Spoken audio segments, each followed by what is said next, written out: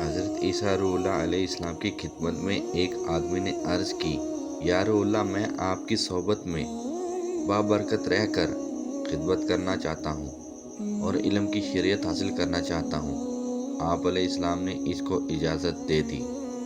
چلتے چلتے دونوں ایک نہر کے کنارے پہنچے تو آپ علیہ السلام نے فرمایا، آؤ کھانا کھا لیں۔ آپ علیہ السلام کے پاس 3 روٹیاں تھیں۔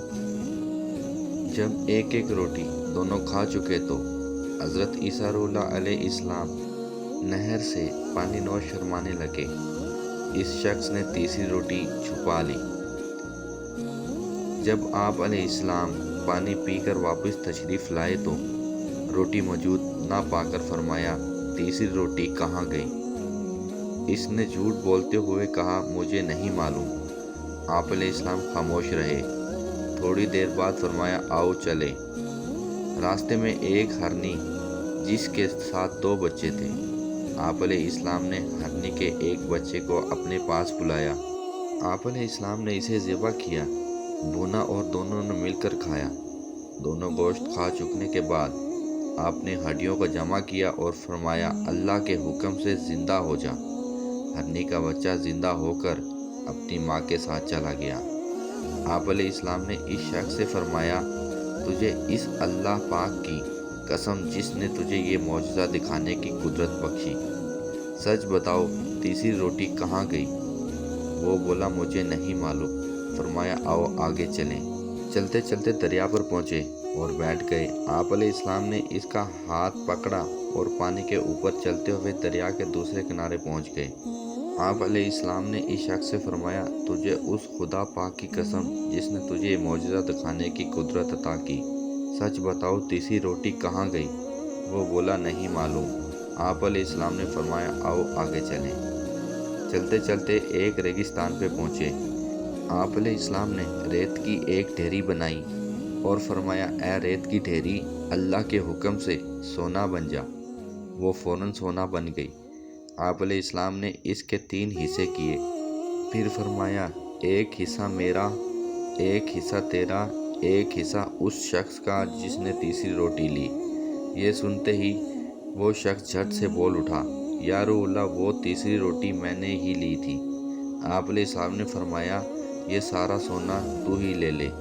پھر اس کو چھوڑ کر آگے تشریف لے گئے۔ یہ شخص سونا چادر میں لپیٹ کر اکیلا ہی روانہ ہوا۔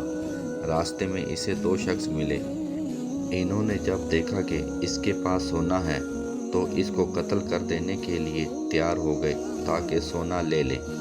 وہ شخص جان بچانے کی خاطر بولا، تم مجھے قتل کیوں کرنا چاہتے ہو؟ ہم اس سونے کے 3 حصے کر لیتے ہیں اور ایک ایک حصہ بانٹ لیتے ہیں۔ اور وہ دونوں اس پر راضی ہو گئے۔ ایک شخص بولا، بہتر یہ ہے کہ ہم میں سے ایک آدمی تھوڑا سا سونا لے کر قریب کے شہر میں جائے اور کھانا خرید کر لے آئے تاکہ کھانا کھا کر سونا تقسیم کر لیں۔ چنانچہ ان میں سے ایک آدمی شہر پہنچا، کھانا خرید کر واپس آنے لگا تو اس نے سوچا، بہتر یہ ہے کہ کھانے میں زہر ملا دوں تاکہ وہ دونوں کھا کر مر جائیں اور سارا سونا میں ہی لے لوں۔ یہ سوچ کر اس شخص نے زہر خرید کر کھانے میں ملا دیا۔ ادھر ان دونوں نے یہ سازش کی کہ جیسے ہی وہ کھانا لے کر آئے گا، ہم دونوں مل کر اس کو مار ڈالیں گے اور پھر سارا سونا آدھا آدھا بانٹ لیں گے۔ چنانچہ جب یہ شخص کھانا لے کر آیا تو دونوں اس پر ٹوٹ پڑے اور اس کو قتل کر دیا۔ اس کے بعد خوشی خوشی کھانا کھانے لگے۔ بیٹھے تو زہر نے اپنا کام دکھایا۔ یہ دونوں بھی تڑپ تڑپ کر ٹھنڈے ہو گئے اور سونا جو کا تو پڑا رہا۔ پھر حضرت عیسیٰ روح اللہ علیہ السلام واپس لوٹے تو چند آدمی آپ علیہ السلام کے ہمراہ تھے۔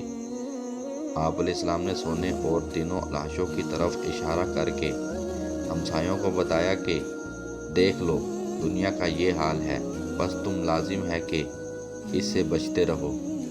عزیز ساتھیوں، دیکھا آپ نے دولت کی محبت کیسے کیسے گل کھلاتی، گناہوں پر اکساتی، در بدر پھراتی، لوٹ مار کرواتی، حتیٰ کہ لاشیں گرواتی، مگر کسی کے ہاتھ نہیں آتی، اور اگر آتی ہے تو بے حد ستاتی۔ اور خوب رلاتی ہے، لہٰذا ہمارے رحم المبین مال دولت کے معاملے میں نہایت ہی محتاط تھے۔